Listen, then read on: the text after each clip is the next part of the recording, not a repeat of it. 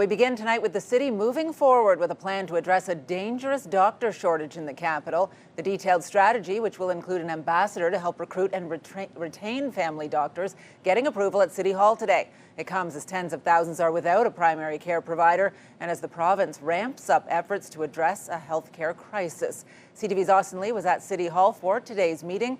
Joins us live with more on this, Austin. Well, Patricia, a recruitment ambassador, just one part of a 10-point plan approved by committee today. The mayor and councillors are underlining that healthcare is ultimately the province's jurisdiction, but it's time to do what they can to help.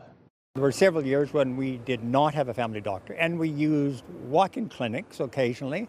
But then occasionally we were forced to use emergency in the hospitals. Dean Frank considers himself lucky. He has a family doctor now, but not long ago he was one of tens of thousands of Ottawa residents without one. We were forced to go to an emergency clinic, and we got in and out in 3 or 4 hours, but I know that was very expensive and really a waste of taxpayers' money and a doctor's time. But we really had no choice at that point.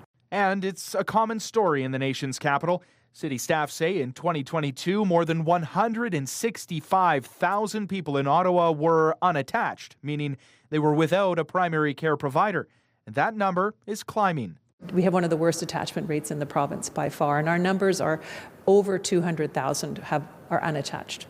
The city needs at least 270 new primary care providers, and that doesn't include pending retirements. It's a really difficult job. They're complex patients. There are issues with remuneration. It's sometimes an issue where there are just more attractive areas to practice. To help achieve its goals, a city committee approved a 10-point plan to recruit and retain primary care providers. Some highlights: the creation of an ambassador position to promote Ottawa to potential candidates, explore opportunities to contribute land or space to create or expand non-profit medical centres, designing a recruitment plan targeting medical school and residency programs, and pushing the province to remove barriers limiting where and when family doctors can practice.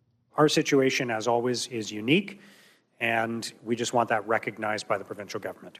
For Frank, he's hoping the city's plan will lead to results. I'm hearing a number of people in our local community say, does anybody know of a family doctor?